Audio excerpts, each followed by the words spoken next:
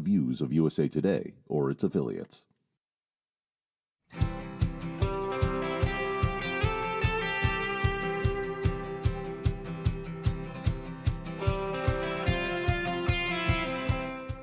Good morning, everyone, and welcome to Connecting America on the USA Today streaming channels. I'm Dave Briggs here with Hannah Davis. Good morning, to see Dave. you, my friend. And Allison Camerata joins us from her Global HQ home quarters in Connecticut. Good morning to you, Allison. Hey, guys. How are you doing? Doing fantastic. I just love the global headquarters. It makes me smile every single time. Global home quarters. Get it right, Hannah Davis. Oh, my God. Okay. Now it makes me smile even more. I do just want you guys to know that I have actually upgraded this. For the past year, I've been working from my global bedquarters. Oh, okay. And I've just decided to get out of pajamas for you guys recently. So I've transitioned from global bedquarters to global home quarters. But I don't know if it's permanent. I might be, you might take a live shot and I'd be in the global bedquarters again. I'm not objecting to that at all. I, in fact, am in the process of building a podcast in bed, which we can talk about on this show at some point. But good morning, everyone, and thanks for being with us. It is day 7, though, of the government shutdown, and no sign of a deal to put 750,000 furloughed workers back to work. Now we're starting to see the impact being felt around the country, and here's what we were waiting for, starting with airports. More on that in a couple of minutes. And a little bit later in the show, we're going to hear from a Starbucks union leader who says workers, frankly, were blindsided after the CEO announced hundreds of store closures, putting nearly 900 jobs on the line.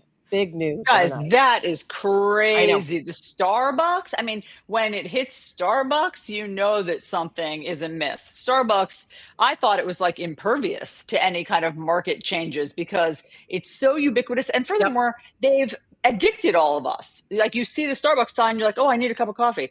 And so the fact that they've laid off, I can't remember how many 900, but I will tell you, that's amazing. Many in the business world for years have been waiting for a bit of a pullback. They overexpanded just too far, too fast. I mean, if you're at any point in Manhattan, you're probably within a mile of 4 Starbucks. So, I mean, I know that's an exception. Manhattan is not everywhere. Los Angeles is the same. Chicago's the same. It's not just the major cities. You can also find them in every single grocery store out there. But Allison, to your point, I think it does maybe speak to something larger. I'd love to talk to an economist about that. What is this telling us right now? Not much. I think we can pull a lot of threads on this one.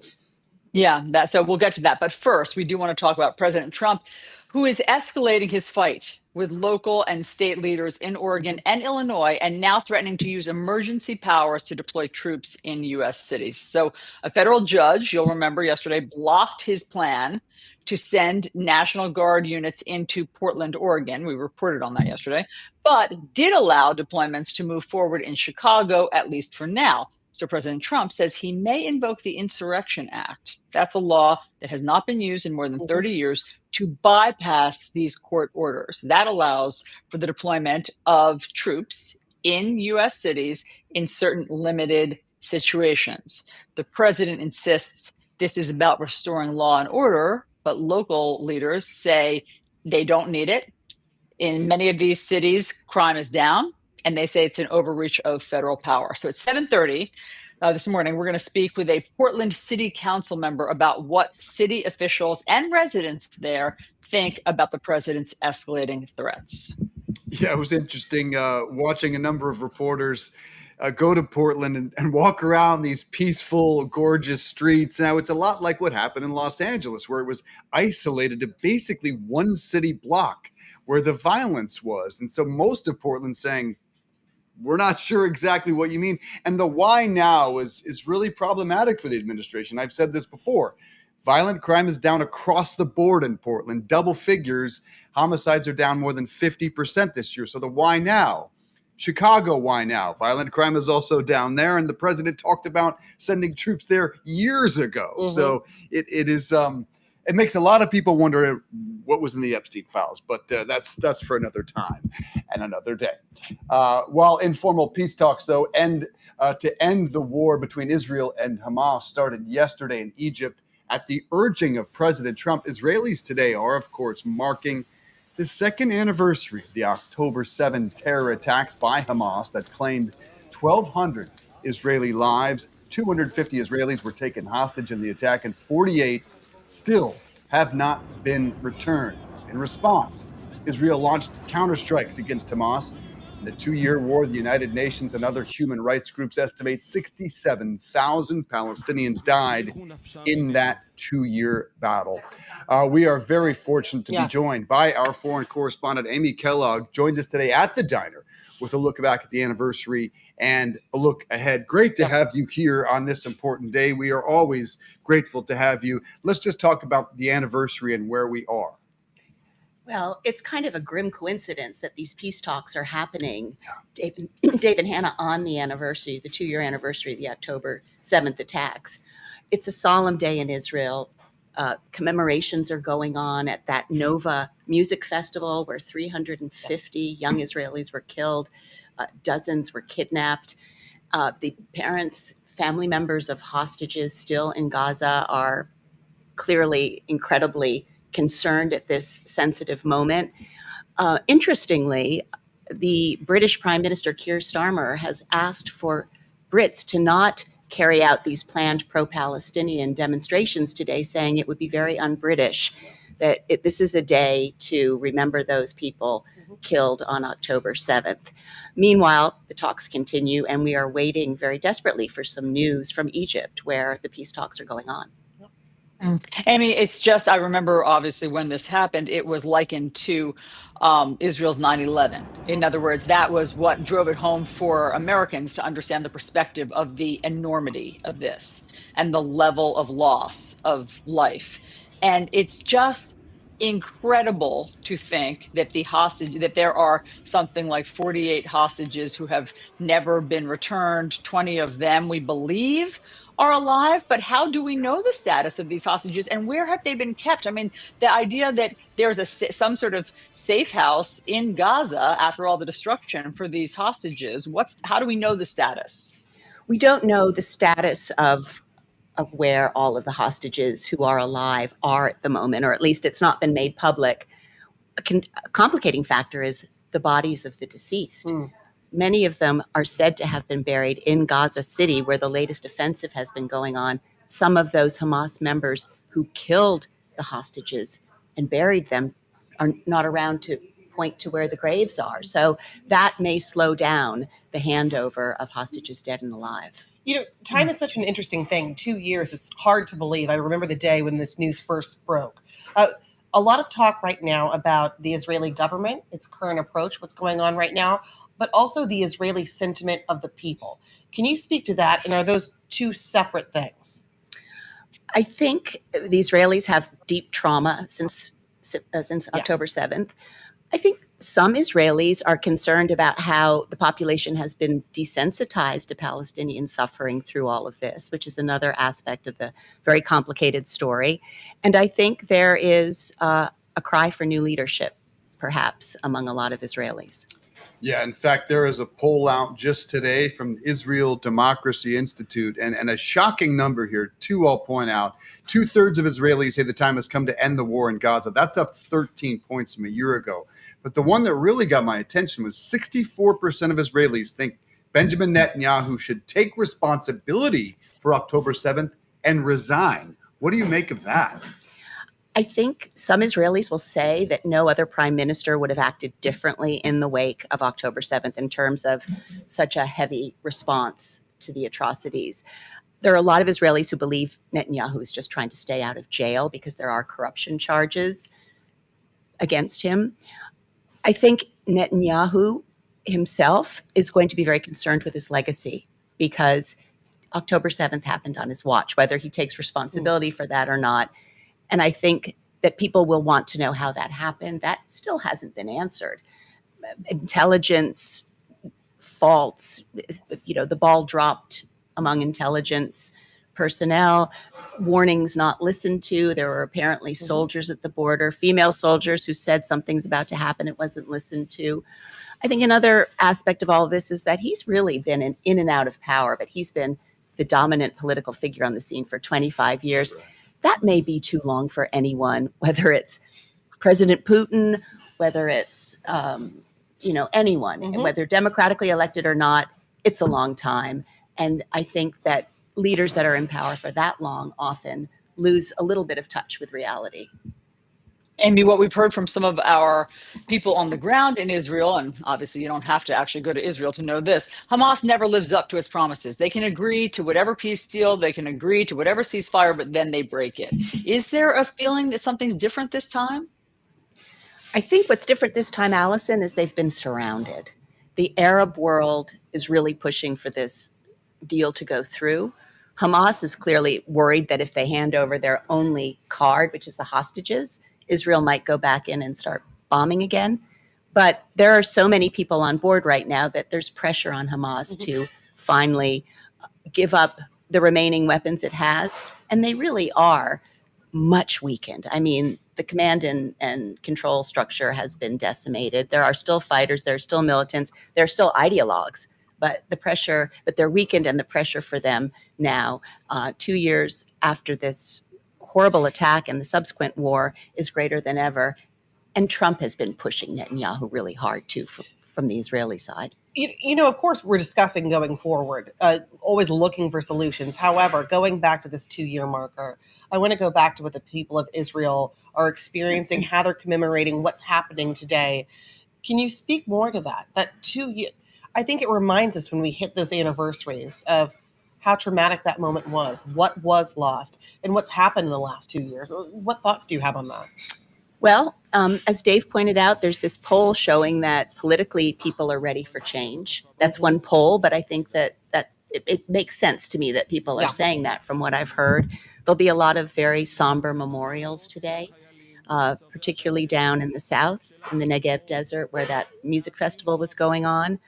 And a concern that this never does happen again. I mean, the point of the military operation in Gaza was so that this wouldn't ever happen again. This was the unthinkable.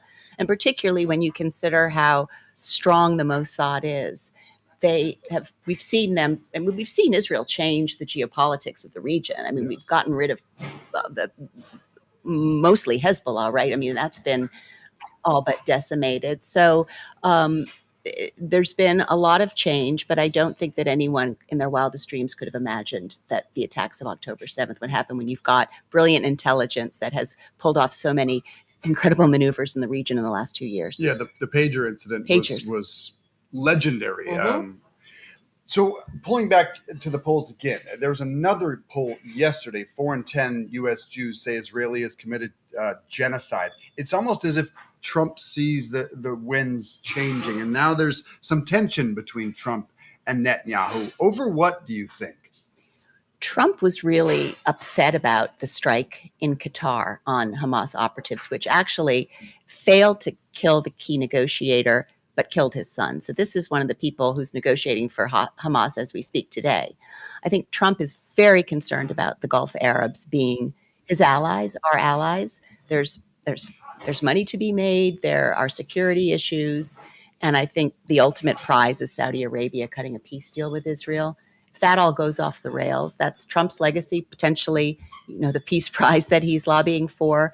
So I think which is awarded Friday morning, right? So it seems far too early for him to be given credit for ending that war. I know that's what he seeks here, but it seems like the timing isn't possible for him to win that. Yeah, I think that's the general consensus, although President Obama got it before he even settled in, really, didn't he? That is a fair point. Anything can happen, but I don't think there's a sense that he's going to get that. Is Trump bullying? Is Trump driving Netanyahu right now? It seems like that power dynamic flipped. Yes, absolutely. And people have said that he's put more pressure on Netanyahu than any other U.S. president. And yet Netanyahu comes out and says that there's no greater friend to Jews than Trump by a long shot. So I think he's actually managing the situation till now quite well in terms of finally putting some pressure on Netanyahu to end this conflict.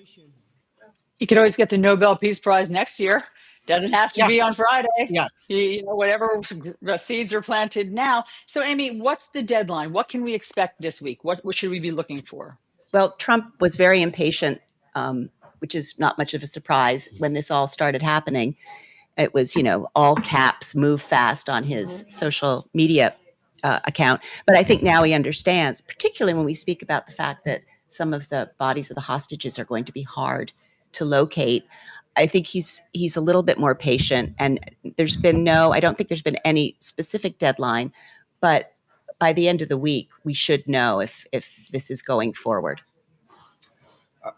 Amy Kellogg, great to have you here. We really Yes. appreciate your insights. Hopefully, we can talk some more later in the program. I still have a lot of questions for you. Great to Thank have you. Nice to see Thank you. you. Yeah, Amy, great to have you here. All right, let's talk about some weather because we are tracking a tropical storm in the Atlantic that could be making its way to the East Coast. So AccuWeather meteorologist Alex De Silva joins us now with more on that. Alex, good Good. morning. What's happening with Tropical Storm Jerry? Yeah, well, we're expecting it to become Jerry. It's not Jerry quite yet, but I think over the next day or so, this tropical rainstorm, as we're calling it, it's going to gain organization. We're well east of the Lesser Antilles, way out in the Atlantic, so nothing near the United States. But we do expect it to gradually gain intensity. This likely will become Jerry, like I said, later today or tomorrow. And the good news is it likely will curve just north of the Lesser Antilles, could become a hurricane while it does so, and then it will push away from the United States, luckily. But there still could be some rain and wind impacts in the northern Lesser Antilles here. So our friends there will have to keep an eye out for some heavy rain and some gusty winds late this week. Okay, so what happened in the rest of the country? I know there's so much going on right now, especially with the weather. What else do we need to be looking at? Going to have to watch for a coastal storm late this week to form off the East Coast here. Could form as early as Friday, and then it's going to be moving up the East Coast here. Could become tropical. It's possible that it could get a name, but even if it doesn't, it looks like it's going to bring some pretty significant rough surf, beach erosion to a lot of these areas that just desperately do not need that right now. Of course, we've been seeing a lot of storms along the East Coast this year, and it's really caused a lot of damage to the coastline here. And unfortunately, it looks like late this week into the weekend, we're going to be having another one coming up the coast, and there could be some pretty heavy rain and gusty winds to come along with that as well.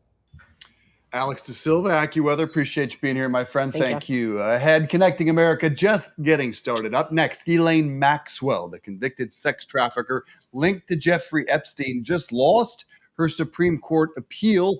What President Trump says about a potential pardon for Maxwell after the break.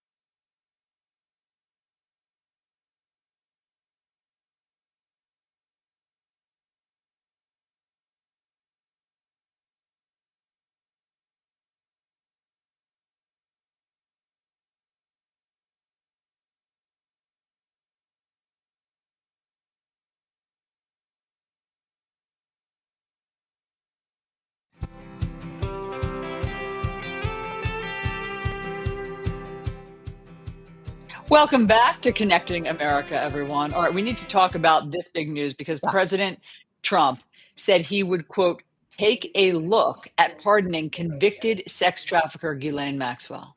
Now, earlier Monday, the U.S. Supreme Court rejected Maxwell's request to overturn her conviction. Maxwell, you'll remember, is currently serving a 20-year sentence for trafficking a minor for sex acts with Jeffrey Epstein. His victims say that she played a major role also in the assault.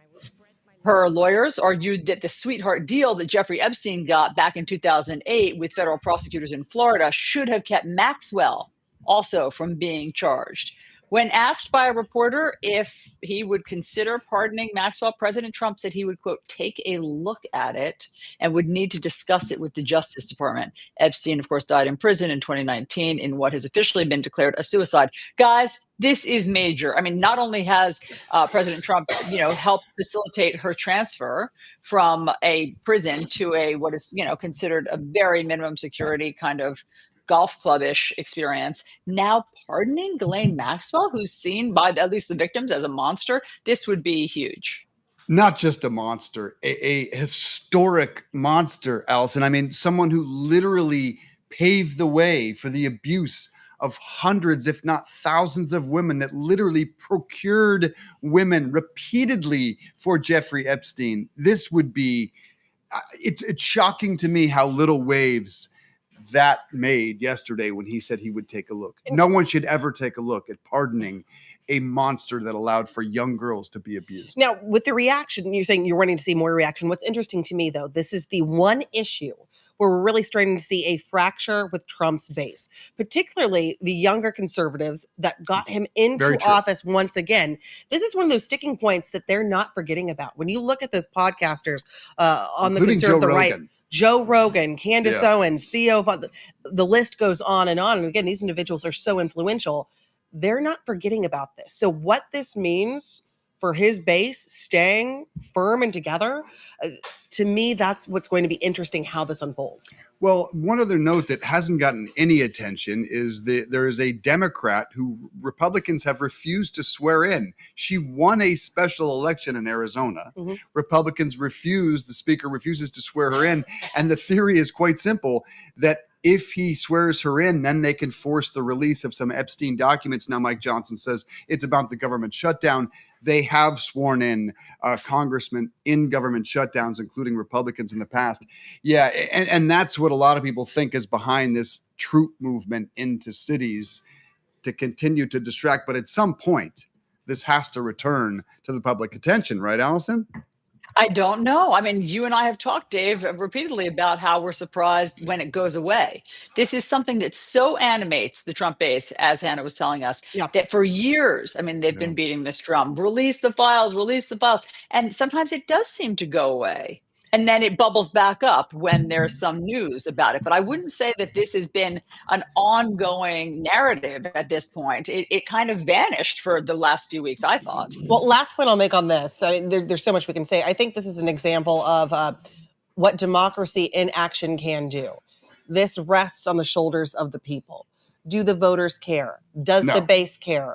Will we return to this? Dave says absolutely not. I don't think it's an animating issue for voters. It's just too small a fraction. I think for some, it absolutely is. That's the only way this is going to change, is if the people continue to really press for this, because it looks like leadership's ready to move on past. I would say, is the pardon a bridge too far for MAGA universe? And this is a question Allison and I debate all the time. I do not think there is that bridge. I don't think that bridge exists. It has to be, but David, has to be. I mean, it's not just Jeffrey Epstein.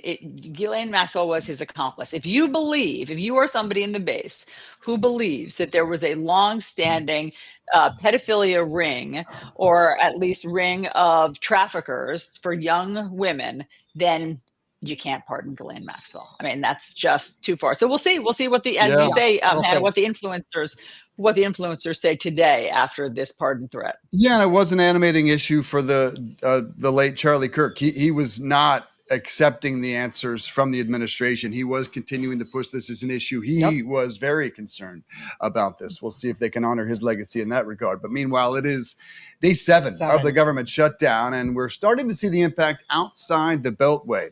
This is what you had to wait for. Staffing shortages and delays reported at both Denver and Newark airports. In Burbank, California, there were no air traffic controllers for almost 6 hours last night. None.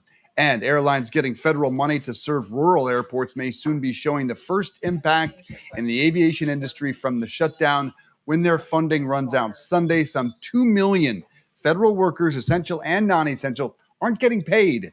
750,000 of them sitting at home until the shutdown is over. The Senate will vote again today. It does not look like an end is coming anytime soon to this shutdown. Well, let's see what more we can learn. Joining us now to look at the political ramifications of the shutdown and possible layoffs of federal workers, what that might mean, Republican strategist Allison Young, a former staffer in the George Bush White House. Good morning, Allison. Thank you for joining us. Good morning, guys. Nice to be with you. Okay, so the question, what is it going to take for the general public to push for the pressure to end this? Dave was just saying, when we feel it at the airports, that's really kind of the line. Do you agree? I think Dave's right. It's the issue for, for a number of Americans is they're not feeling it right now. If you're not a federal employee, if you're not in a big federal city where there are then you're not feeling it.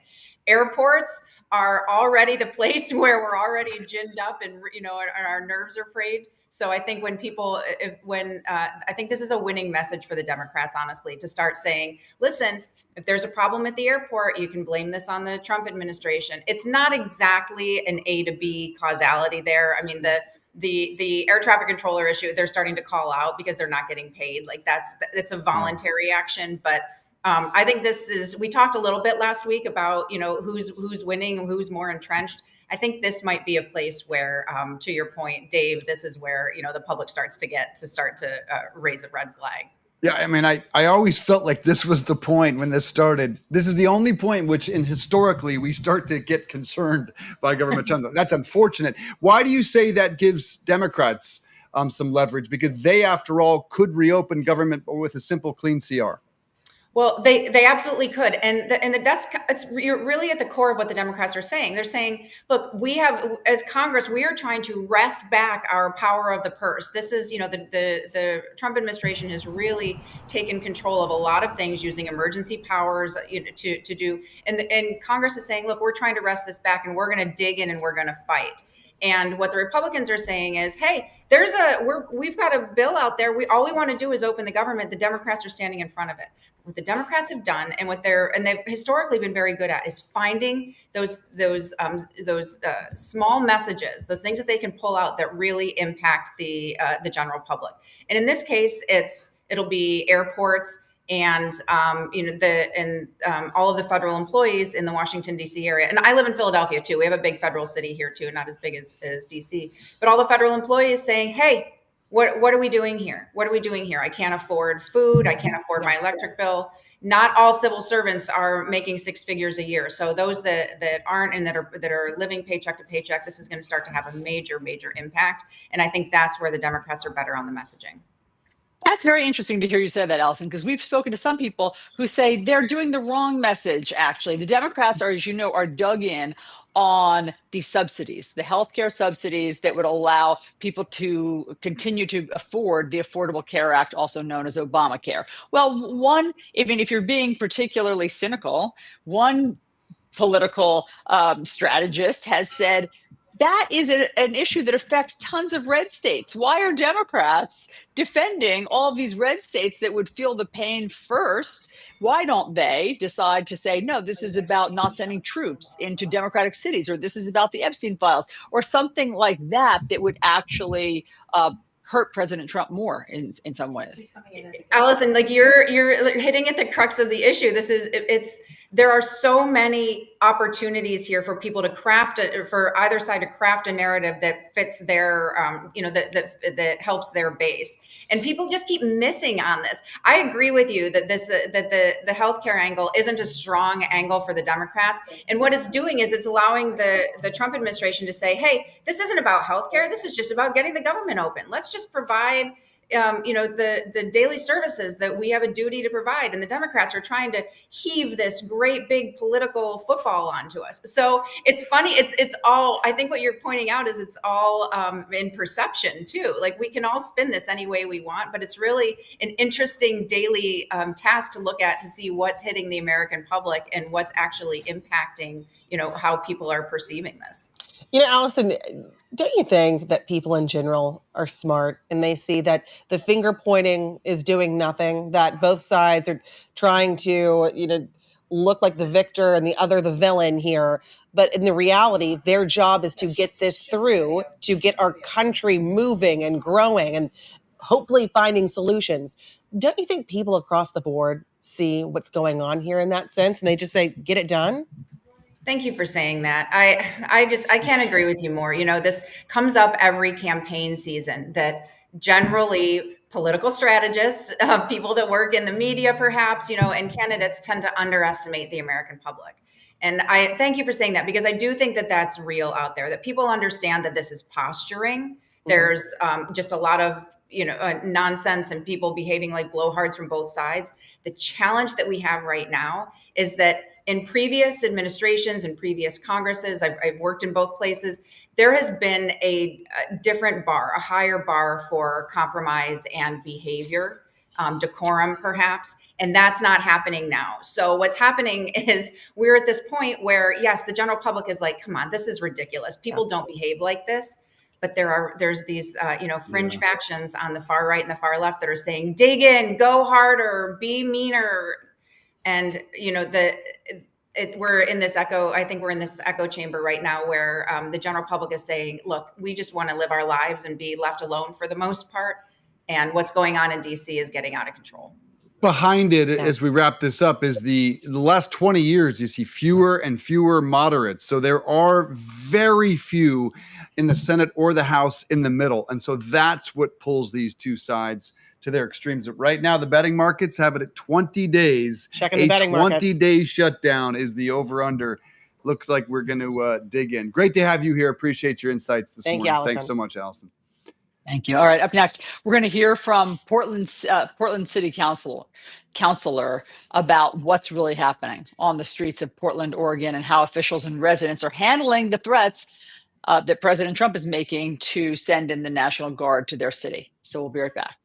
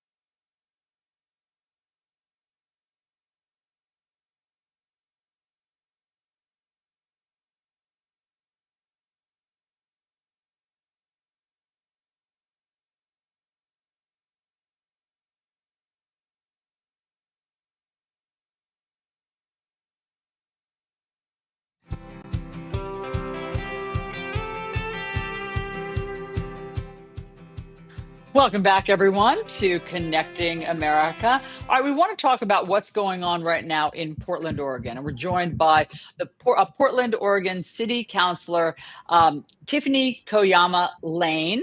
And she's here to talk about the President Trump's attempts to send National Guard troops into her city. Okay, Councilwoman, thank you so much for being here. We really appreciate getting a real status report about what's happening on the ground, because for years we have heard that Portland is like the epicenter of sort of Democratic policies run amok, meaning it's been overrun by tent cities, by homeless people. People don't feel safe. There's no sign of law enforcement in some of these parts of town that people have started avoiding. That got President Trump's attention. Can you tell us what it's like there today? Yeah, President Trump has had a obsession with Portland. It's been on his list, a place that he pays a lot of attention to. To be honest, right now, how I describe Portland, it's a beautiful, vibrant city where democracy is thriving. We had about 12,000 people just run the Portland Marathon on Sunday. But what happened? Sorry to interrupt, but what happened to turn it around? Because that wasn't wrong that Portland had different encampments and people found that downtown business leaders were leaving and people didn't feel comfortable. So what changed? Just like any city, Portland definitely has things to work on. We are working on those things and we have everything we need to solve those problems and be working on them. And we do not need troops being sent in by President Trump. President Trump this is our home and he is using it as a military target right now. We have our attorney general, our mayor, our governor, all saying very clearly that we do not need troops deployed into our city. Counselor, question for you. I've got a viewpoint in life that every individual and every community needs to look within to find improvement. If you were able to wave a magic wand, what are the things that you would like to improve on the ground in Portland today? What are the challenges that you're facing that do need improvements? Absolutely. Nowhere's perfect. Nowhere is perfect. Yeah, I've been a public school teacher for 16 years, so definitely all the challenges that are in that are in our city, they show up in our classrooms as well. We need access to healthcare. We need to make sure that housing is affordable. I have seen my own students, families, even teachers getting pushed out of Portland because they can't afford to live here. We need to make sure that kids have come to school with food in their belly. We need some help with some of the basics. And this deployment that Trump is trying to do is an estimated cost of $10 million, which is a huge waste of our taxpayer dollars. In terms of property crime rate, Portland is ranked second in the United States behind only Memphis, Tennessee. So what needs to be done there? And to the president's point, are Oregon officials doing enough? We have our Portland police chief saying we have our governor, our mayor, we have all the electeds in the state standing together right now in our city saying we do not need help with these issues. We have our business. But you are ranked chamber. second in the United States in property crime. Shouldn't that be of major concern? It is absolutely something that is of concern and is being focused on. I was just talking to our Portland police chief about this weekend, and we do have things that we need to work on, and we are working on them. What we don't need is having federal troops assaulting, seemingly unconstitutionally, pushing over peaceful veterans and older residents on our street, which is what we're seeing right now. So while we have our city council has 12 different members. We all have different views. We're all on different places on a spectrum, but we all agree that we don't need this type of help from Trump right now. So what happens? What's your plan? What's the city council's plan if the president invokes the Insurrection Act and sends in troops? Well, we are very confident because the Trump-appointed Judge Emmergut, has ruled twice and given temporary restraining orders, TROs. So the judge has blocked the deployment of any National Guard from any of the states coming to Portland because there's not actually evidence here, if you come here to Portland, that is appropriate or needed at all. We're talking about less than one city block right now that the Trump administration is trying to focus on. And honestly, the Judge Immergut, who was appointed by President Trump, said that the president's not tethered to the facts, that this is not actually true, that Portland is a war zone. It is not a war zone. We have things that we need to work on. We need to get people into housing. We need to get people what they need. We do not need federal troops coming into our communities right now. Counselor, this is my last question. I'm always looking for a better way. What would you like to see from the federal government? If we're to work together, what would you like to see, and what would you offer up as well to find a better path forward? We would love to see our schools fully funded. We would love to see funding to make sure that we can get people into affordable housing. We would love to be able to help people get off the streets who are living on the streets. And that doesn't mean putting people in jail. It doesn't mean putting troops on our streets. I keep hearing our mayor saying the number of federal troops we need on our streets right now is 0.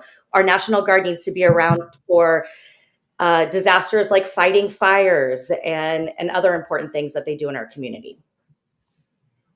Counselor, thank you so much for joining us. We really appreciate it. And thank you for giving that perspective of what's happening on the ground. And it was a good question you closed with. So thank you. Kudos. Yeah. I mean, look, the odd dynamic here is Republicans always believed in states' rights, and now states' rights seem to be a non-issue, which is just interesting to see how the party has evolved on that. You know, Dave Allison, fundamental. Dave Allison, I think we're seeing this in so many of our conversations today. I think the common thread is, how do we work together? I think just people in general are so sick of the finger pointing and the blaming. How do we work together to find a better way? So hopefully we can find some of those answers. If only our politicians were listening. I hope that they're tuning in to Connecting America. They know where to find us. Yeah. Okay, guys, we're going to stay with the Pacific Northwest. Starbucks is not having a good moment right now. This is really big. Talking about this at the beginning of the show. The Seattle-based company announced last week it was closing hundreds of cafes and laying off 900 workers after this announcement, including baristas and corporate employees. That's on top of the thousands of workers who were let go just last February. Now, Wall Street Journal reports it's part of an initiative called, quote, Project Bloom. Interesting name. Starbucks CEO says the moves are necessary to streamline operations and reinvest in more profitable locations. Starbucks workers say the way the closures were announced and how they learned their fate has been very abrupt. With more on that, we're joined by Michael Eisen from Starbucks Workers United Union. Good morning, you. Tell us how this went down. Hi, how are you? Thanks so much for having me today. Workers found out in a lot of ways at the same time that customers found out. Some of them showed up at their stores and saw a notice on the door. And these are plans that we know from the company were being enacted as early as this past spring. So there were months to get workers prepared for this experience, possibly get them transferred to other locations that worked for them. Instead, non-union workers were given 2 options: transfer to whatever store we assign you to, regardless of where that is. It could add 45 minutes to your commute. It could mess up your school schedule with your children. You could be a student who then had to figure out how to work your work schedule around your class schedule, or nothing. You got nothing if you didn't accept that transfer. Those were for the workers who were being transferred. Fortunately, for the unionized Starbucks workers, we had the potential to bargain over this close, which allowed us to get those workers some protections that non-union workers didn't have. And in this case, it meant if you were transferred to a store that you couldn't physically get yourself to, you still got the severance pay. Whereas non-union workers were told, accept this transfer. If you got a transfer at all, some workers did not, or you get nothing. So it was very sad. I also think that headline is a little misleading. That 900 number refers to the corporate level jobs, the corporate level workers that were laid off. They actually don't even consider the workers within these stores in that number. We're talking, thousands of workers who were affected by these store closures, not just that 900 number. Oh, thanks for clarifying that. We didn't know that does make it bigger. We were talking earlier about how Starbucks, even just to the casual observer, seemed to have perhaps gotten overextended. There are some city blocks in New York where there's 2 Starbucks on, catty corner from each other. Is that what happened here? I mean, is that the problem of they just overdid it? See, I mean, I can't say what their what went into the decision making process, but what I can say is that big cities like New York, Chicago, even cities where I'm from, like Buffalo, there have been multiple Starbucks within the same location for decades. So this is not like this was a sudden boom and all of a sudden they realized, oh, we've pushed this too far. I think what it ended up looking like is they did their little cost analysis. They would rather put money in the pockets of CEOs and shareholders than pay the workers what is necessary to run these stores.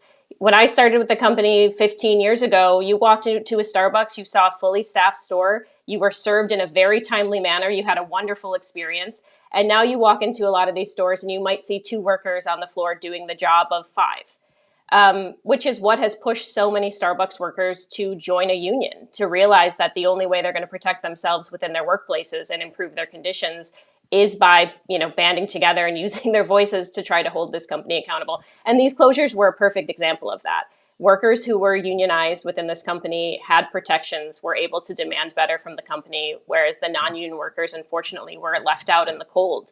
Most of them have no idea where they're going to get a paycheck from.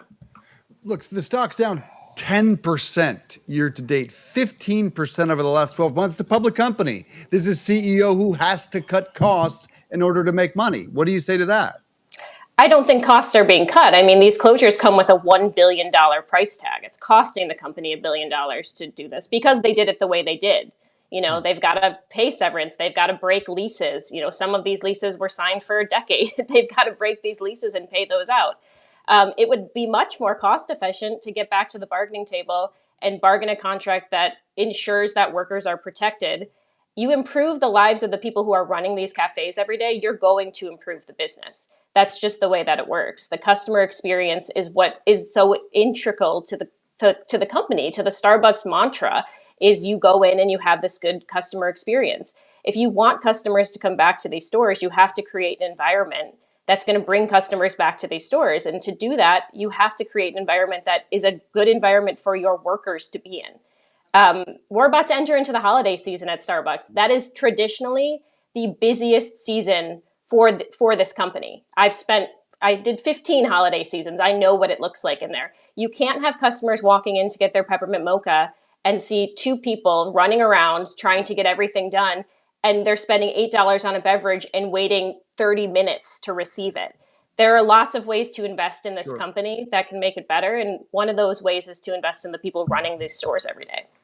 Michelle, thank you so much for joining us and sending our hearts to you. I know this is probably a terrifying time to be a part of the company. And so we're thinking of you and really appreciate your insights this morning. Thank you. Yeah. Thanks, Michelle. That was a great perspective, guys. It was really helpful to hear from Michelle because, like we said, as customers, you sometimes go into a Starbucks and you're like, what is this? Like, if you talk about customer service, I would say it had fallen off. And that was really helpful to hear that she agrees. The flip side is layoffs and restructuring and closures is basically part of every corporate restructuring when your public stock is down 10%. Look, you got investors like people in this cafe. So there are 2 sides to that story. Yeah, indeed. for sure. But there is a way. I mean, actually, the point I took was that there is a way to do it in a more kind of human way than just a sign posted on the door. What's interesting, Allison, I read Howard Schultz, the founder of Starbucks, his book, I think Pour Your Heart Into It. I'll look up the name. But one of his main tenets is how the people are treated. And he had so much pride in that. And it looks like that forming guidepost may have evolved or devolved over the years as this company has grown. But if you treat your people right, the customers are treated right, and then that's a recipe for success. It does tend to have that trickle down. All right, guys, up next, we need to talk about the fastest rising and falling real estate markets in the entire US. We'll tell you where they are. Connecting America. We'll be right back.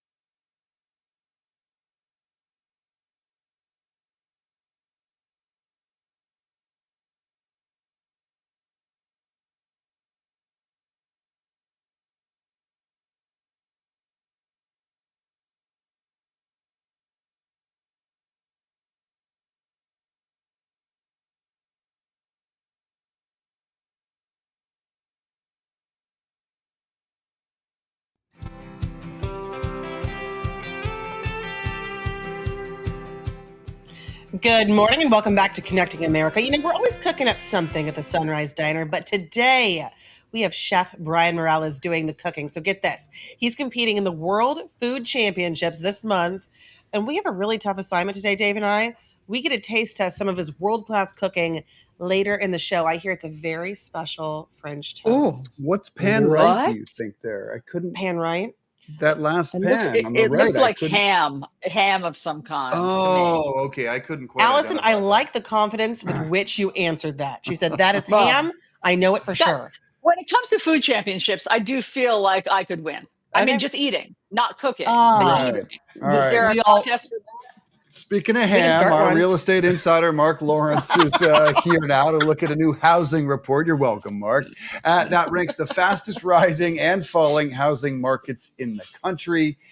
Biggest price decrease is always top of mind for Americans. I mean, there's a double-edged sword here, of course. If your prices are falling, your economy's struggling, but it's good Right. news for buyers. Exactly. It's great to be a buyer in a declining market. And shockingly, the top declining market is a great market. It's Austin, Texas, which people say, hey, I'd be happy to move to Austin, Texas. But isn't that because prices rose so dramatically coming Yes. out of COVID that they're falling? For the past 10 years, Okay. actually, Austin prices have been on the increase. So, we've reached the point where they're really high. And at some point in time, as they say, what comes goes up up must come down. But Mark, is it still a good place to buy? I mean, even though the prices are coming down, there has been a lot of overbuilding. Is it still Mhm. a great place to go, or is it less appealing now? I think it's a great place to live, and now might be, a good time to buy. But it is buying in the higher part of the market, but Yeah. a part of the market that's now in the decline. So, again, if you want to live in Austin, maybe now's the time to pull the trigger. But after 10 years of increase, it's also an expensive place to live. It is. And that's something to think about as well. Okay, what's our next market that's going down? A lot of people don't know this market, but Northport, Florida, Okay. which is part of the Sarasota market. So people are familiar with Sarasota, the west coast of Florida. And also our third one is also in the west coast of Florida on the Gulf of America. And that market, again, during COVID, that market saw a big increase and now, is seeing a decrease in prices. What do you point towards that? Is this a weather issue with more and more tropical storms, hurricanes? Is this what's factoring in? Well, that's a good point because the cost of insurance is increasing, Yes. especially in Florida. Homeowners insurance, flood insurance. So, that has led to a price increase or a cost of living increase, which is now led into corresponding decrease in prices. It's almost impossible right now to insure anything on the coast of Florida, which is very difficult. Miami was ranked number 1 in major cities in terms of a housing bubble that they think is about to burst from UBS. All right, so let's talk about price increases. Where are the numbers going up, perhaps unsustainably? Yeah, so the Northeast is where the prices are coming up. Lucky us here in the Northeast. So Rochester, New York, which a lot of people don't talk about, but far upstate New York, about hour and a half from Buffalo, 6 hours from New York City. But Rochester has been up 31%. The prices. How much? 31%. Why? Woo! Why? Attracting again a lot of remote workers. It also affordability. A lot of positive things there. You got 2 universities: University of Rochester, Rochester School of Technology. The weather leaves a bit to be desired, with all due respect to our friends in Rochester. There's worse. There's worse. There is worse, but Rochester, I mean, listen, upstate New York is underrated.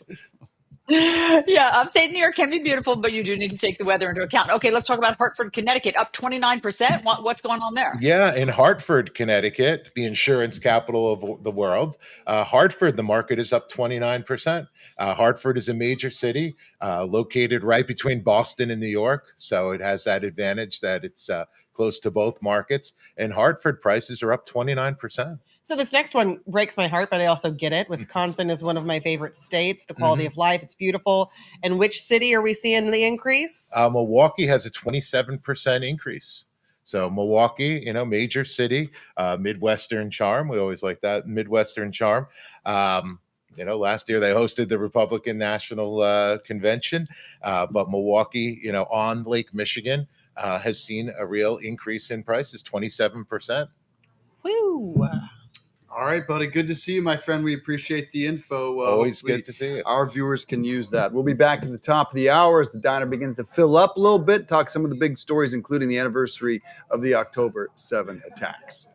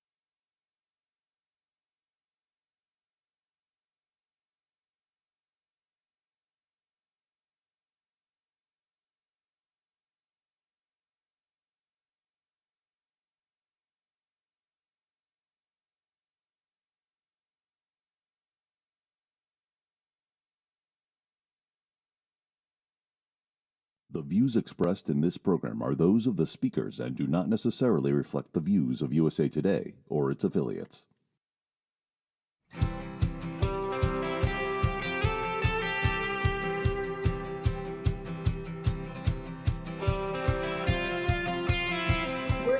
Good morning, everyone, and welcome to Connecting America on the USA Today streaming channels. I'm Dave Briggs here with Hannah Davis at the Sunrise Diner.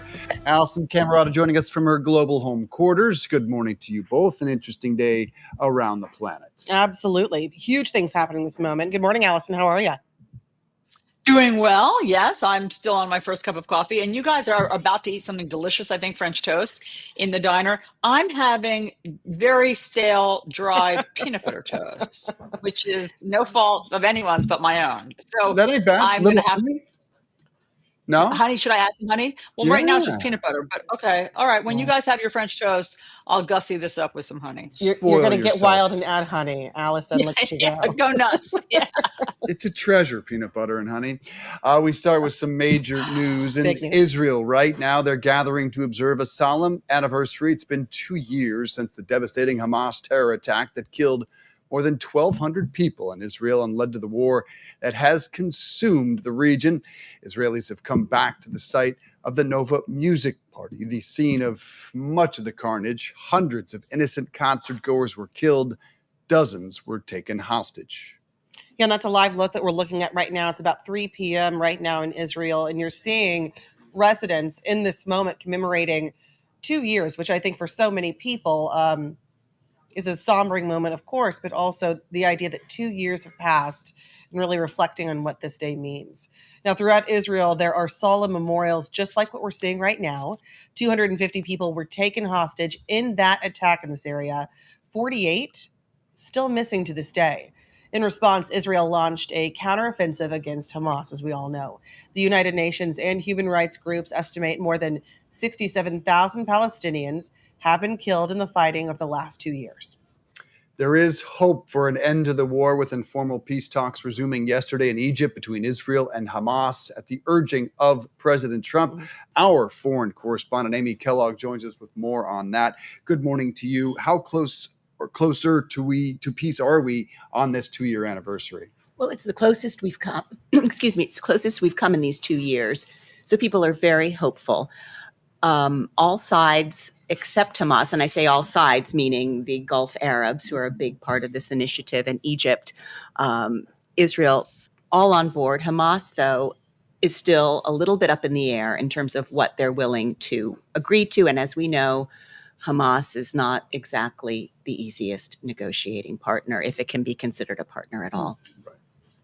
Amy, you were telling us about the challenge, even if they agree to peace, the challenges for Hamas of returning or even locating the 48 hostages, 20 of whom are still believed to be alive, from Gaza, because they may not know anymore where some bodies are buried. So can they deliver on this?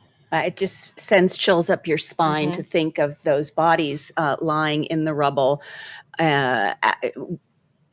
as part of a treasure hunt at this point, because how do you get to them? But look, I think there's a lot at stake here. I think it can be done. I mean, no one has suggested that it can't be done, Allison. But I'm thinking today about those hostages who have been freed and how they are still working on their rehabilitation, to have been in tunnels, in cages, having to beg for a glass of water, being mocked. A lot of them are doing quite well, but I think we don't know really how all of them are getting back to their lives. Well, of course, war is chaos, right? And information can be hard to garner. I do want to talk about the experience of the hostages. What do we know about what it has been like for them over the last 2 years, knowing there are still individuals in captivity right at this moment? What do we know about their experiences? What are we hearing? There's some survivor's guilt for sure. There are certainly flashbacks. There is the shock when you are released to find that the loved one whose memory was keeping you going, the dream to see that mother, that sister, that dog in some cases, gone, murdered. So look, the road back is hard, but let's not forget about also the 67,000 dead Palestinians, many of whom had nothing to do with any of this. And the families who are mourning their graves today talk about perhaps graves being under the rubble. So it is a very solemn day, but it is a day of hope. Why do we think this moment is different? We've had optimism time and time and time again. Why are we in different territory now? It's a tipping point with 67,000 dead Palestinians and Israelis now clearly in the majority demanding this. There was also the factor of the Gulf Arab support, which was starting to wane. I mean, it's important for the greater region that this issue get resolved. And now that it's looking quite close, that there are peace deals. We had the Abraham Accords in Trump's first term, which were the deals with some Gulf Arab countries like Bahrain and the UAE, peace deals, which opens up commerce. It certainly, I mean, if that region could be as one, how powerful they would be. If you could include Iran, I mean, just say that the cards all fell into place, that the pieces all fell into place. imagine what a block that could be with energy, with technology. So there, the incentive is really there, but it's difficult because there is a lot of fear and mistrust. And I think this war, I think October 7th has made even many previously peace-loving Israelis question whether they can live side by side with the Palestinian state. Yeah. Amy, on a day like this, of course, we look forward to praying for peace, praying that something takes root. But we also look back on this 2-year anniversary about how something of this enormity could have happened in Israel, some place that is, renowned for its security. Have there been answers of how this attack was able to be perpetrated so successfully?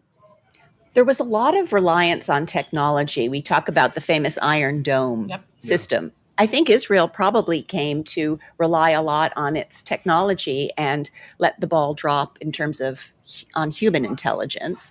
We did hear that some female soldiers working at the border with Gaza had raised concerns that something was being planned and no one had listened.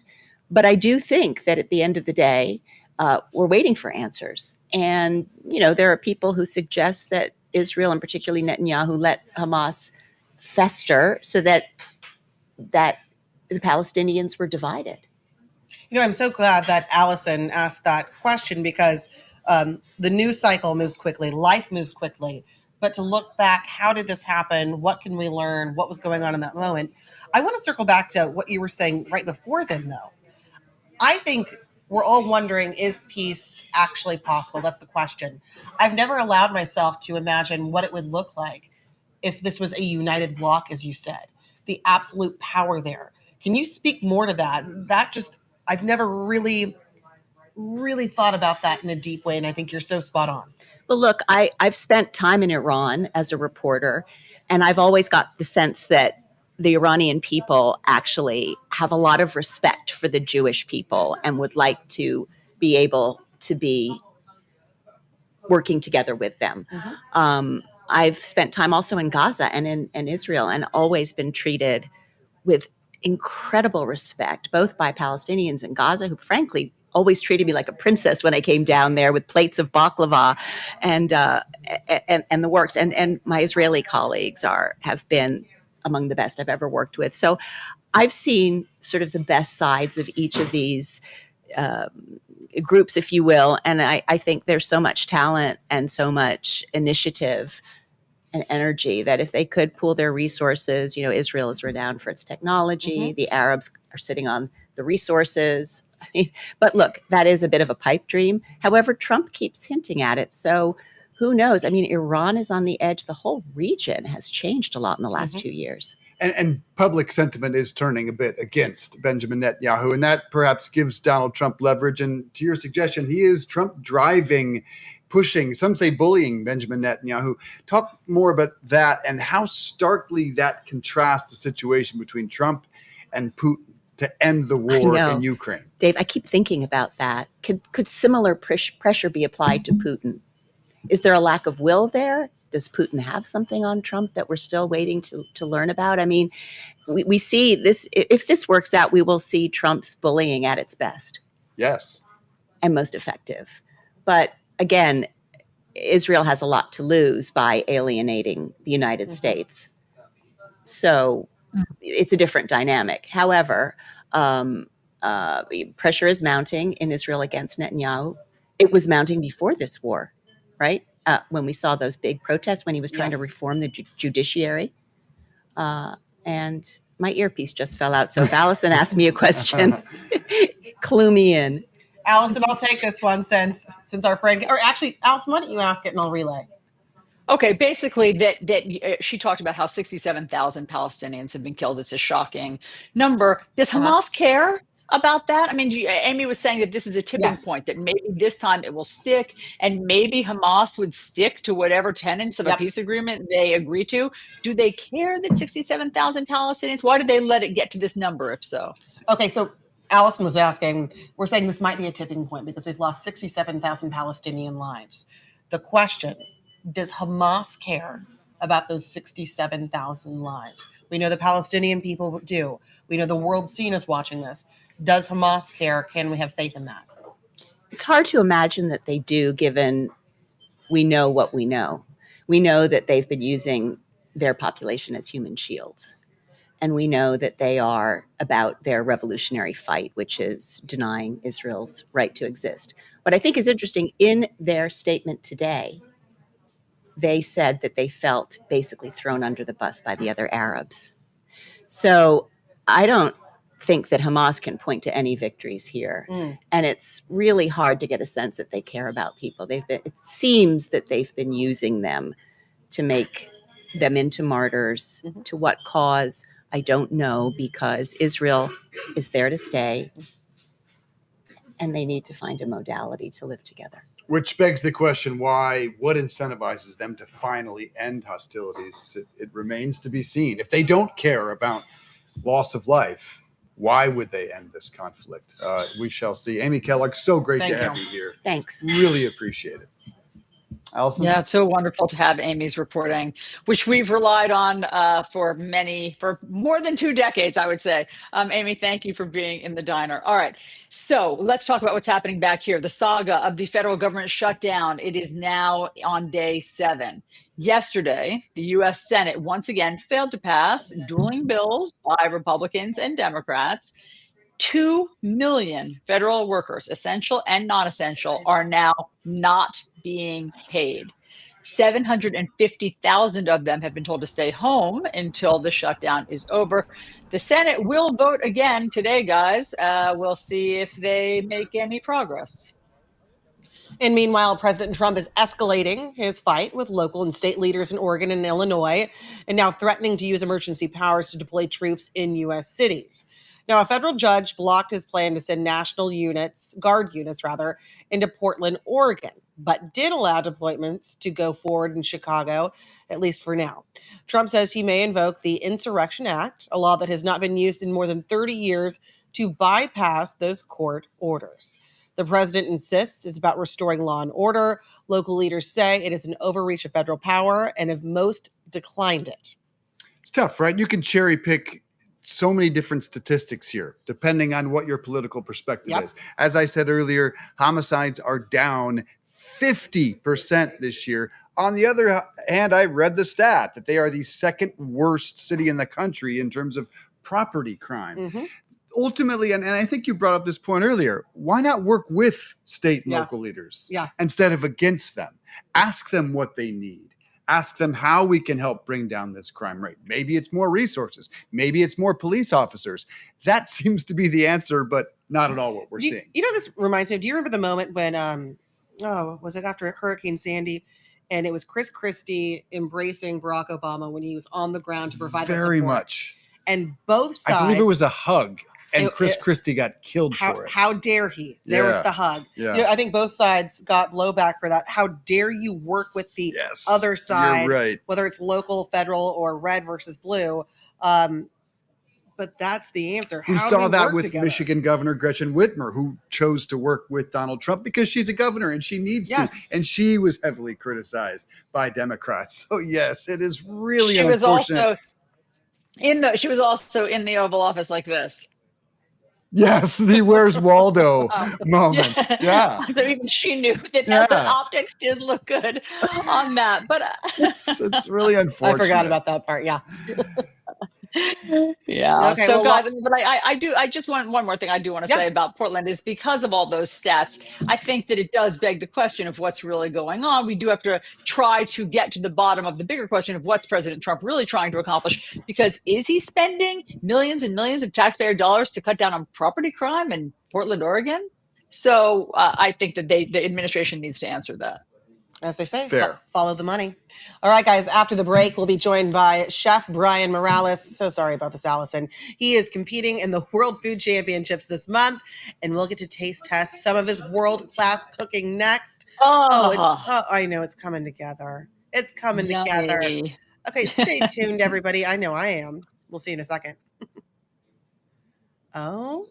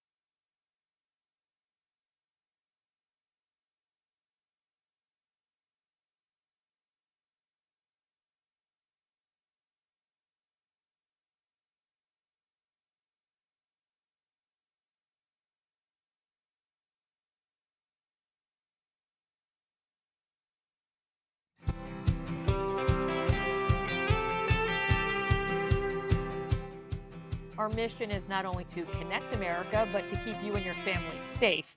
And just when you thought you heard it all, there are scammers out there who have the know-all to steal your entire house. It's called title fraud. It's unimaginable the devastation that it can cause. And we're joined by Natalie Dominguez. She is the title theft education specialist at Home Title Lock.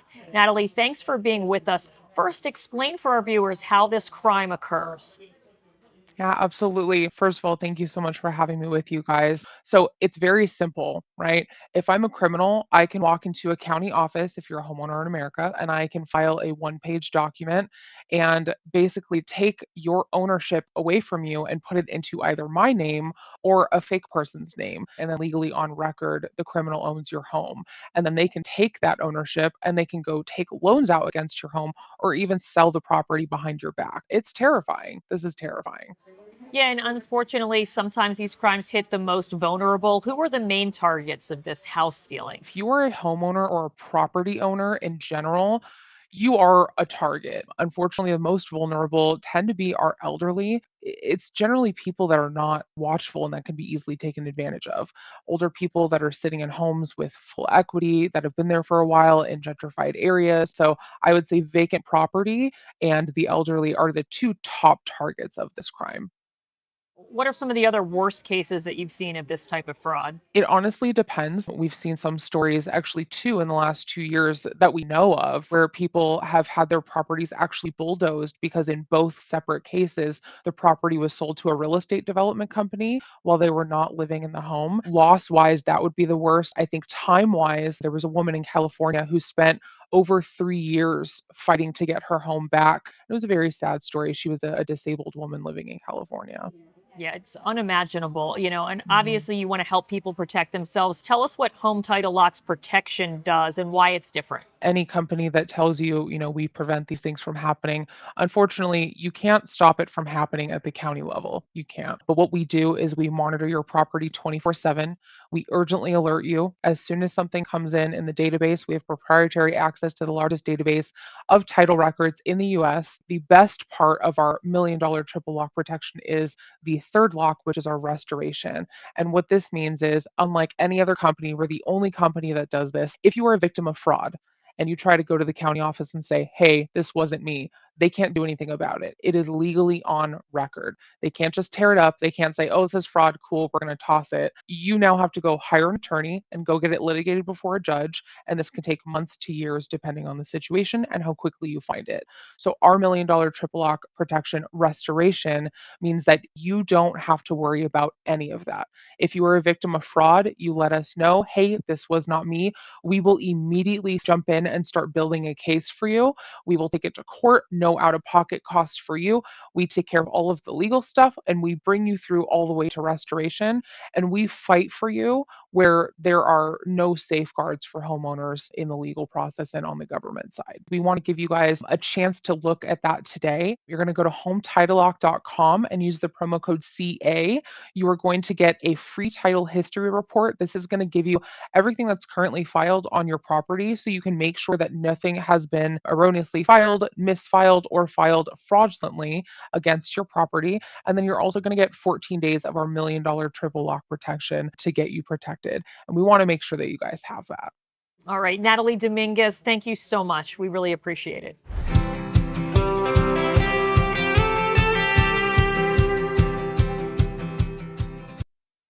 Breakfast time, folks. How What good does is that that? look? We love to meet new people here at the Sunrise Diner, in particular when those people make us delicious food. And Brian Morales did that. He's the owner of Car High Cafe in Keensburg, New Jersey. He is competing in the World Food Championships in Indianapolis in 10 days. Brian, thank you for being here. You are making our morning. Before we talk about the World Food Championships, what have you brought us? Yeah, let's talk about this. All right, so since it's breakfast time, I figured we'd try a stuffed French toast. Inside of it is brie and a blueberry bacon jam, keeping in tradition with New Jersey. On top of it, it is a vanilla bean whipped cream with a little bit of Mexican chocolate shaved on top. And then on the bottom of it is a blackberry Mexican chocolate sauce. Okay, that sounds Come amazing. on. Hey, Come on. Allison, did you hear that? You were right. The bacon jam, you did see ham that he was cooking. So good eye, Allison, as always. Oh, is it okay if I dig in? Go ahead. I can spot bacon a mile away, guys. Okay. You're good. You are good. Also, Brian, I'm from Monmouth County, New Jersey, where Keensburg is, where you're working, and I believe you may have grown up. And so, what you said, in keeping with New Jersey tradition, what part of that delicious mound is New Jersey tradition? Blueberries, obviously. Good old Hamilton blueberries for first. New Jersey does have the best blueberries in the do. country. Agreed. That's Allison, amazing. Allison, may I ask another question? Because we're digging in, right? I'm having a moment, so take the lead on this one. Hannah, please describe it to me. What is the taste sensation Okay, that is so happening now? we've got a tang in there, which I really like. It's not overly sweet. I'm not a huge sweets person. It does have that kick. There's also a saltiness because of that bacon in there. But the brie, what the brie does to It it, neutralizes almost everything. So the brie and the whipped cream both they're light flavors. Yes. So it's almost like a palate cleanser. So as you're digging in and you're getting, I know it's weird to say, but as you're digging in and you're getting all these different layers of flavors, you're also getting like that whipped cream, and it just neutralizes everything. Is your palate cleansed right now, Dave? I'm not going to be able to. You guys need to do He's the interview. speechless. Allison, I don't know if this has ever happened. I guess the interview is over. Thank you guys for having me. And we're done here. We do want to hear about the World Food Championships you're competing in. Tell me what goes down there. So the World Food Championships is basically, I like to call it the Olympic Games of food sport. So every year we have 200 to 300 of the best chefs, not in the country, but in the world. And they all go down and we all compete, for the crown of world's best chef. And I mean, we're right now in our 14th year with the World Food Championships in terms of being competition wise. So there's 10 categories. I mean, everything from bacon to chef, burger, vegetarian, live fire, barbecue, steak, so on and so forth. But we also have a few, that's what I'm looking for, and ancillaries. So we also, on top of that, we do, we call it, Battle of the, I'm going to hear it, Battle of the Brands, I believe, which is all of our armed forces. They have different teams. So we have like the Army, the Navy, Air Force, and they all compete as well. And some of our World Food Champion alumni coach them throughout that competition. Okay, Brian, hold on. Do you need volunteer eaters? That's what we're trying to understand. Well, if you want, I know they do a judging class for their eat mythology. So maybe if you enter it, maybe you could go up there next week and judge. Allison, I think that's your next assignment. Let's get this on Finally, something I'm good at. Yeah. Amy Kellogg is here. You need to come have a bite as we wrap this up, because our foreign correspondent has been looking at this food with puppy dog eyes, and so she needs to get in there. I've made more in the back. I just want to tell everyone while she gets a bite, October 16th through the 19th in Indianapolis. It's worldfoodchampionships.com. You can get tickets, and all the information is on the website. People can come watch you cook. Yeah. So I mean, it's basically like almost like an arena. So, I mean, last year we had the big stage. Each competitor has their own kitchen, own supplies, the whole nine. I mean, we have Amy, what did you think? You can lean into the mic here. I was much less gutsy than you. You were sort of piggy delicate all in one. You loaded it up, but you didn't make any mess. I like that analysis. Delicious. All right, guys, this is one of the best ways to wrap things up, I think. And your restaurant again was Car High Cafe. Car High Cafe. Thanks for being here, brother. Really appreciate this. After the break, the president promising lower prescription drug costs, but will his latest plan deliver relief for Americans at the pharmacy? We'll be right back with that story. That is so good.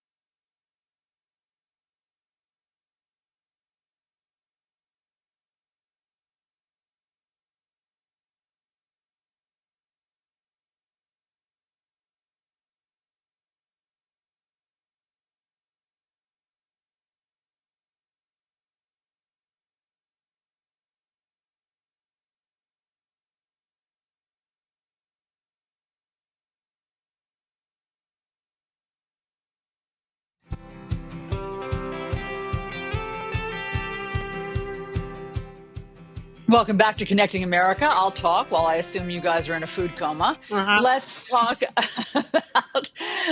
talk about drug prices. President Trump is setting his sights on lowering those. Last week, he announced the rollout of something called Trump RX, and that is a program designed to sell medicines directly to consumers. Let's try to figure out how this works. So far, Pfizer has signed on, agreeing to cut prices on many drugs. At the same time, the president announced a 100% tariff on imported drugs unless those drug companies move manufacturing to the US. Obviously, that's easier said than done.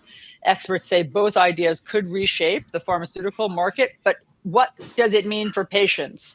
Joining us now is Dr. Payal Kohli, adjunct professor at Johns Hopkins and Duke Universities. Doctor, so great to see you. Okay, so 100% tariff President Trump wants on brand name drugs. What does this mean for patients? Good morning. Physicians are really worried about what the impact of these types of reforms could be on our patients. And I know my patients have been asking me almost every single day. So the good news here, Allison, is that largely drug prices are going to remain unaffected because it doesn't apply to generic drugs.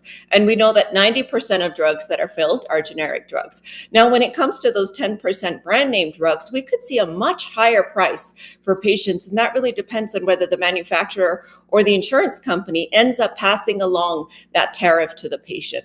Now, 100% tariff is a big deal. It's double the price of the drug, but I will emphasize that the margin on many of these brand name drugs obviously is very large. And so we see drugs like Botox, for example, that are made exclusively overseas, that's made in Ireland. Those could have a huge impact. But I'm more concerned about cancer drugs, blood and lung cancer drugs. Imagine if a cancer patient can't afford their treatment because the insurance company is passing along this tariff to them.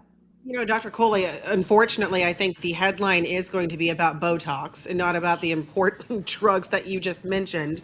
Hearing that in some of the different markets I've worked in, I know a lot of women are going to have a reaction to that. But I do want to ask, when you look at this overall plan, is there anything that stands out to you as an ingenious move or one that's been needed to be made?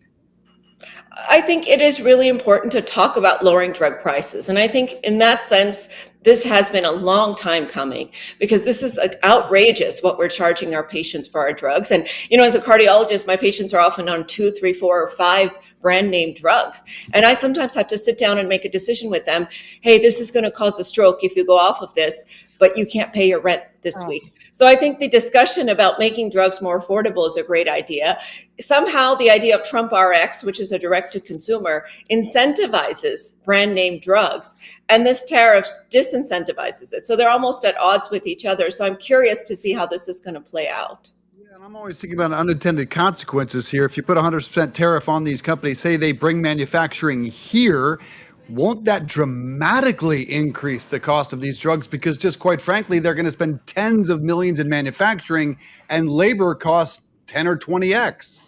That's exactly right, Dave. That's exactly how I feel because, think about all the regulatory as well as you pointed out, the financial implications of moving manufacturing from all these other countries where you can make it much cheaper, much more efficiently here to the United States, not to mention the time that it takes. It takes on average about 2 to 5 years to move manufacturing here. So my concern is if this starts filtering over into their generic market, let's say one drug company makes brand name drugs and they use that to subsidize the generic drugs, which don't have much of a margin. Are we now going to start thinking about drug shortages of generic drugs, which to me would be catastrophic? Do we know why Pfizer was eager to sign on? I know this is new news, but do we know what's in it for them? We don't know, Allison, but I do know their stock prices went up when they did sign on with this. And we don't know necessarily if that means that the drugs will be cheaper for the insured patients because, the Trump RX direct to consumer is a cash pay system. It's a wholesale price for a drug paying cash. But is that even cheaper than the insurance cost that was negotiated? And we know for a lot of patients that have insurance, it won't count against their deductibles. And so people may not be tempted to pay cash for it when they have insurance. I don't really even know what the impact is going to be for most of the insured Americans out there. Dr. Kohli, with anything with medicine, healthcare, payment, insurance, it's so nuanced, so much to dive into. So we'd love to have you back on the show to further discuss that. Is that okay with you? I would absolutely love that. And I think we can't talk about this enough. So thank you guys for having me this morning. We appreciate you. Thank you. As we were saying, guys, we love getting our medical advice from Dr. Coley, but this is very interesting. We were talking about this on our prep call yesterday. A USA Today report finds more parents are turning to AI to help raise their kids. So a study in the Journal of Pediatric Psychology reports that some parents are saying they find ChatGPT more trustworthy than human medical experts. You heard that right. Joining us now is USA Today health reporter Adriana Rodriguez. She's been covering how AI is changing modern parenting. Explain this. Why would they trust a chatbot that historically gets tons of facts wrong more than medical experts? What have you learned? Well, thanks so much for having me. I think the key of that study is that AI actually doesn't get tons of medical stuff wrong. On that study, it found that a lot of the answers between what was asked from AI and what was asked from medical experts actually lined up pretty well. I think the concern is really when it comes to when those answers don't align, and that's what medical experts want to warn parents about for not being too sort of over-reliant on AI. Oh, that's fascinating. Maybe I misspoke. Just to clarify, that it gets facts wrong. Maybe not medical facts wrong, but we know that AI gets lots of facts wrong. But that's interesting that it lines up pretty well with the experts. Go ahead, Hannah. So on the end of that answer, you were saying that essentially the fear is if ChatGPT, if AI gives one piece of advice and a human doctor gives another, we're seeing parents lean towards the chatbot over the human. Is that the concern? That's correct. And that's what the study found as well, is that when those answers didn't align, when they were divergent in some way, the parents tended to trust the AI prompt more than the medical experts' answers. I was just about 30 minutes ago asking ChatGPT what might be wrong with my son's stomach, and I'll give you a total honest opinion. It gave me a lot of different things that I hadn't thought about and quite frankly, his pediatrician hadn't even suggested. I found it extraordinarily helpful. What's your advice for parents that want to rely on AI somewhat? Yeah, I mean, AI is really helpful, right? Especially for parents. I feel like modern parenting is very demanding nowadays, right? We're asked to do a lot with very little time because a lot of us work outside the home. So I think what medical experts want, they don't want you to stop using AI per se, but they don't want you to rely on that medical advice and sort of act on it. Their advice is for you to maybe start your research on AI, because it is easier to be able to get information on there than it is to go into medical journals and try to sort through different research articles. But then once you get that answer, or once you maybe even have more questions, take that to your doctor and confirm if that's what's right for you. So Adriana, this is working better, I'm learning from you, I think, correct me if I'm wrong, than Dr. Google. I mean, parents have been relying on Google for a long time, but is this an elevated answer that they're getting now?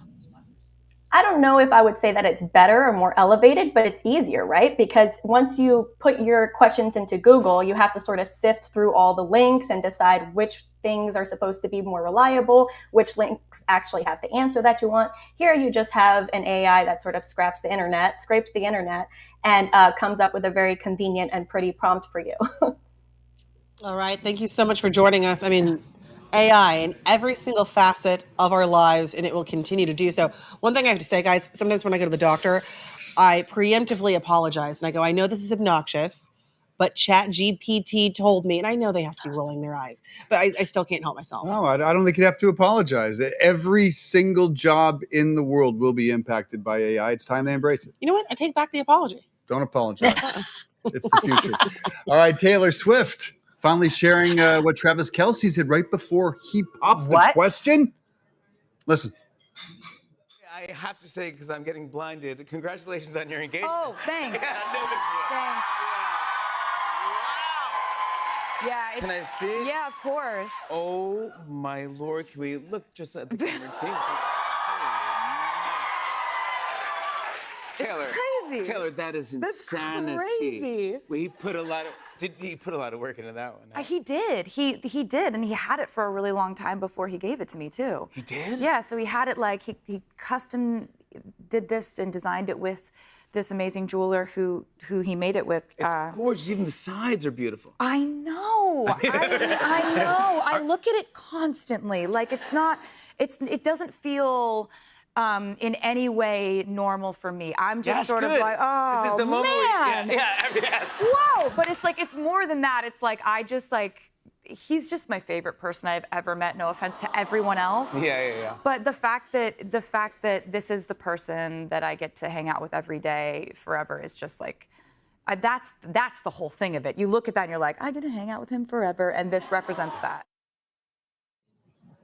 It's pretty awesome. Look, they are in love. She is happy. I know there are people that are being critical of her new happy phase, but How dare she? She's actually in a wonderful moment right now. Allison, what do you think about that moment? Just seeing Taylor be. I think it's so human? wonderful, and I remember being engaged, and everybody wants to see the ring, and it's as if you're carrying a bouquet of flowers with you everywhere you go, where people stop and they're excited for you. And I'm happy that she's in this kind of magical moment. And I just think that the life of a showgirl reflects that she's sort of giddy at the moment. And on the Kelsey side of things, she talked about the story when she walked into the house, like all the blinds were pulled. There was blackout shades everywhere. Like he put an extraordinary amount of thought and effort and money into this proposal. And a reminder, he is a fan of hers. Like he admires her. He isn't just in love with her. He's a huge fan of the tour de force that she is, of the performer. So that's pretty awesome to see a guy that secure. If we want to make this relevant to the everyday person, we aren't all Taylor and Travis. Maybe what it is be with somebody that's your biggest cheerleader, that just thinks you walk on the clouds, walk on air. It makes you move differently through the world. I think, and that's what we're seeing with the both of them. I would agree with that. And speaking of her fans, you should go ahead, watch. She walks through all the songs, all 12 tracks with Jimmy.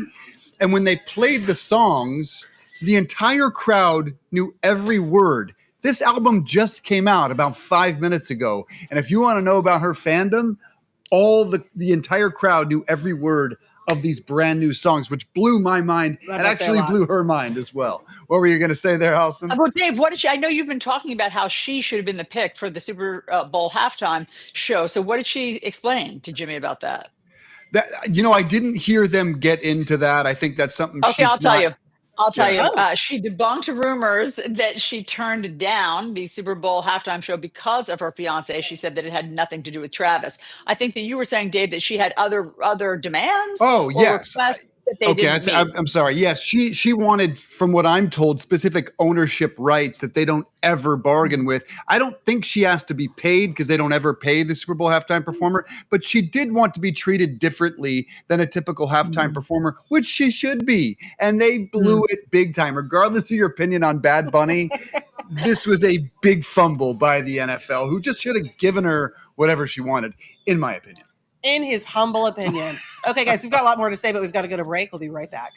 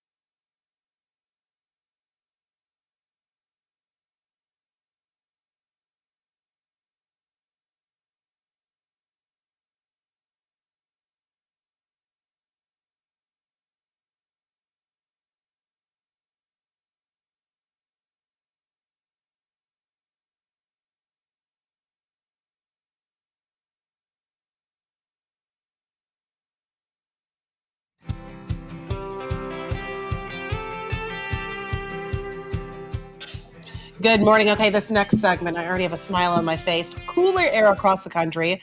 The fall season bringing great new fall books. In our Connecting America Fall Book Club, we're joined in the diner by Tori Greiner. She is the manager of The Book House, an independent bookstore in Millburn, New Jersey. We asked her to join us today to share her top fall picks. Good morning. Thanks for joining us. Good morning. Thank you.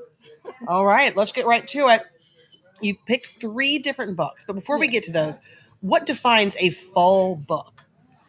Well, it kind of, you want to match yourself with the weather. It's getting colder, it's getting darker, so your books are going to get colder and darker. You're looking for mysteries, thrillers, and besides that, you're like looking for maybe like a dark academia, dark fantasy, so kind of like losing yourself out of this, you know, the mundanity of the coldness and the, you know, the long days. So yeah, perhaps even flavors, because the first one says gingerbread bakery, which is a very fall sounding flavor. Yeah. Tell us about that one. This is a little bit different than what we just said, but this is, you know, for those who know, like Hallmark movie season starts as soon as the summer's over. Yes. So you're already looking for a cozy romance. The Gingerbread Bakery, this one is more geared towards like Christmas time and stuff like that. But there is, this author has a whole line of cozy romance, like fun, spicy, cool.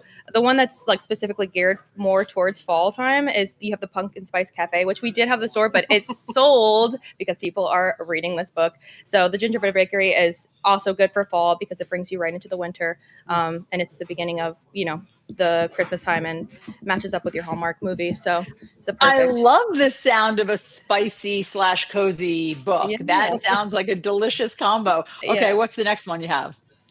So I also have Dan Brown's The Secret of Secrets, which is the newest title by Dan Brown. He's, you know, the author of the Da Vinci Code, very iconic author. This just came out, I think, a week or 2 ago. It's good, mystery, thriller, and, you know, you walk into this and you come out, like, changed as a person. Dan Brown is just one of those authors that does that for you. Okay, I've got to show you guys. That's what I'm reading right now, Secret of Secrets. The reason why I have bags under my eyes this morning is because I was up till about 12:30 Oh my reading God, this. I love that. Can't put it down. Yeah. And I'm booking a trip to Prague after this. So it's actually a very expensive book. Yeah. Wow. Great recommendation. Yeah. Solid plug there. I was up watching the NFL game, so apparently we have different late night interests. All right, their final choice is, final pick is what? This is a really fun title, actually. It's called Alchemized. It's by this debut author called Sen Lin Yu. And so it's a dark fantasy, dark academia, which is perfect for fall. I just think dark academia is the perfect fall read. It just is, it encapsulates, it is so atmospheric. But this is actually based on a fan fiction that was posted online about a book that I will not say because you should read this book and try to figure it out yourself. But it was just such a good fan fiction that it was turned into a novel, and it's an amazing novel. It came out last week and it's shot to the top of the bestseller charts. Oh, so it's really, there's That's something fantastic. amazing here. These Yeah. sound really juicy. Also, Toby, if you need another recommendation, I do suggest Combat Love. It's about a young girl's turbulent teenagehood and search for belonging on the Jersey Shore. It's by an author named Alison Camerata. It's a memoir. So anyway, it's a also plug. She's plugging her book. No, Sorry. that sounds perfect. Actually, I was very hooked. I'm curious Good. how I hear a lot that TikTok has actually dramatically boosted reading. Yeah. Have you noticed that? Book talk. Yeah, no, it actually has, not even just in like culturally, but like in sale, in the terms of sales, it's revived book selling because you have this whole group of people that really love this subgenre called romantasy. I don't know if you guys have ever heard of this genre. It's where you take romance, fantasy, turns it into one thing. Started with Twilight, you know, not so long ago, but now it's turned into like this huge phenomena. And you have like these classic titles that, you know, teens and adults, like it's this YA adult like edge. So everybody has like their hands in this romantasy genre, and it's literally revived book selling. You know, we're making, you know, so much money just off of this, you know, book talk. That's really interesting, Victoria. But are young people reading as much as they used to? I know that, yeah, I get the sense from book talk that young women are. Are young men, teenage boys, or 20-something-year-old men, are they reading? It's a great question, I think they're trying to. I think that there's a little bit, you know, what's really funny about TikTok too is that young men have gravitated towards an aesthetic of reading books. So in a sense, it's like they have the thing in their pocket that's always there for them to read. So it's actually causing them to read. They want the look of the book, and then they start reading the book, and they're like, wait, I actually love reading. I'm glad she asked that because I have 3 kids, 2 girls who they are voracious readers, and 1 boy who we can't force to read. And I hear that all across the parents. And I'm sure Allison has seen a similar dynamic. Allison, I also loved when you asked that and your answer, you go, that was like, was he cute on the date? He was nice. That was that answer. Yeah, That's it's fascinating hard, though. but doable. Yeah, graphic novels. All right, well, thank you so much. I love a good book any time of year, but I think you're right. There's something about that cozy fall. So yeah, I've got 1. I'll have to get 2 more. Actually, 3 more, Allison. And it is the Book House. Please visit the Book House here in New Jersey. Tori, thank you so much. If you want to connect with us, download the Best of Connecting America each day, wherever you get your favorite podcasts. Follow us all over social media, and we will see you on Wednesday. Have a great day.